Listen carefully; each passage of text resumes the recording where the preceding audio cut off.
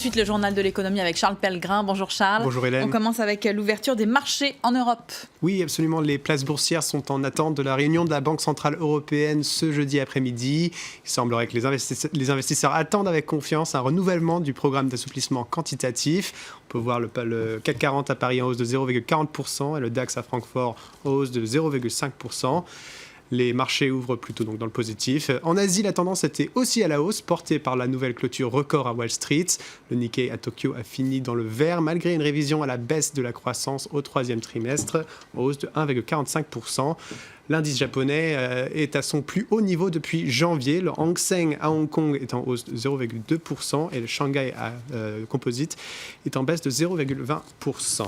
Vous le disiez, Charles, les investisseurs auront les yeux rivés sur Francfort aujourd'hui. Oui, pour la réunion mensuelle de la Banque Centrale Européenne, son président Mario Draghi annoncera si oui ou non le programme de rachat massif de dette publique va continuer. Tout ça sur fond d'inquiétude sur la situation des banques italiennes. Le programme consiste en une injection de liquidités dans l'économie à hauteur de 80 milliards d'euros par mois pour stimuler la croissance, ce qu'on appelle l'assouplissement quantitatif. Pour Naïm Aslam, analyste financier à Think Market, l'instabilité politique en Europe est la raison principale pour une extension. Il était au micro de l'antenne anglophone de France 24. Je pense que la BCE va regarder tout ça de plus près, car elle aurait pu dire qu'après le mois de mars, elle n'avait pas vraiment besoin d'étendre l'assouplissement quantitatif. Et le coup de pouce que le président de la BCE va donner aujourd'hui dépend surtout des élections en Italie, en Allemagne et en France, et d'un grand nombre d'événements l'année prochaine. Tous ces événements sont très importants pour l'équation qu'est l'assouplissement quantitatif. Une bonne nouvelle maintenant sur le front de l'emploi en France. L'économie française en est à son 6e trimestre consécutif de création nette d'emplois marchands. C'est, selon les dernières données de l'INSEE, un niveau jamais atteint depuis la crise de 2008, soit plus de 51 000 nouveaux postes. L'emploi intérimaire et le secteur tertiaire signent les plus fortes hausses. L'ouverture de l'économie iranienne se poursuit, cette fois avec un protocole d'accord entre la compagnie pétrolière nationale et Shell. Oui, le groupe anglo-néerlandais se positionne pour développer d'importants gisements dans le sud et le sud-ouest du pays, dont le site d'Azadegan, dont la valeur estimée est entre 10 et 12 milliards de dollars. Cet accord suit celui de Total, signé début novembre, pour une somme de 4,8 milliards de dollars. C'était la première grande compagnie occidentale du secteur à revenir dans le pays. Les explications de Serine B. C'est la plus grande entreprise à revenir en Iran depuis la levée des sanctions internationales. La compagnie Shell ne s'engage à rien pour le moment en termes d'investissement, mais la signature de cet accord lui permettra d'explorer des domaines de coopération potentiels.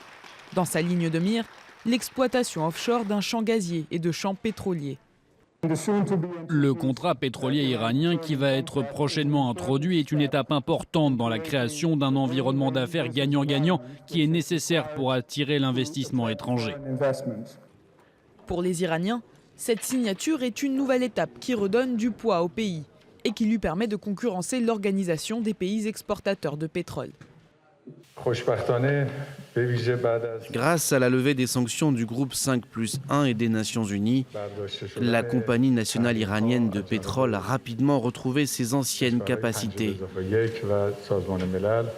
Nous atteignons maintenant un niveau de production de 4 millions de barils par jour.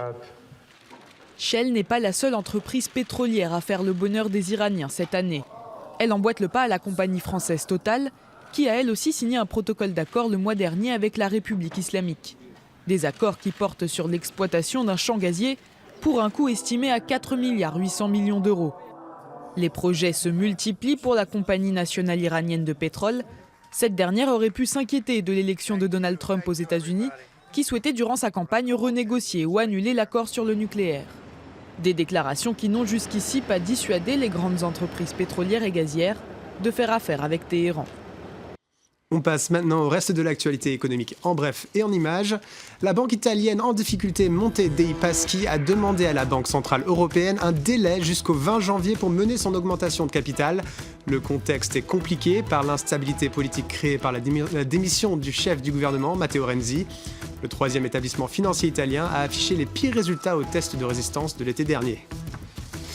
Et la Poste sera en grève ce jeudi partout en France. Les syndicats dénoncent une réorganisation qui dégrade considérablement les conditions de travail. Des négociations avec la direction ont débuté en octobre après la médiatisation de cas de souffrance au travail, dont des suicides.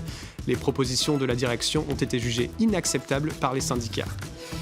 Et enfin, ce jeudi, l'ouverture du procès de Hitch, cette application de transport entre particuliers. L'entreprise française est poursuivie pour organisation illégale d'un système de mise en relation client avec des chauffeurs non professionnels.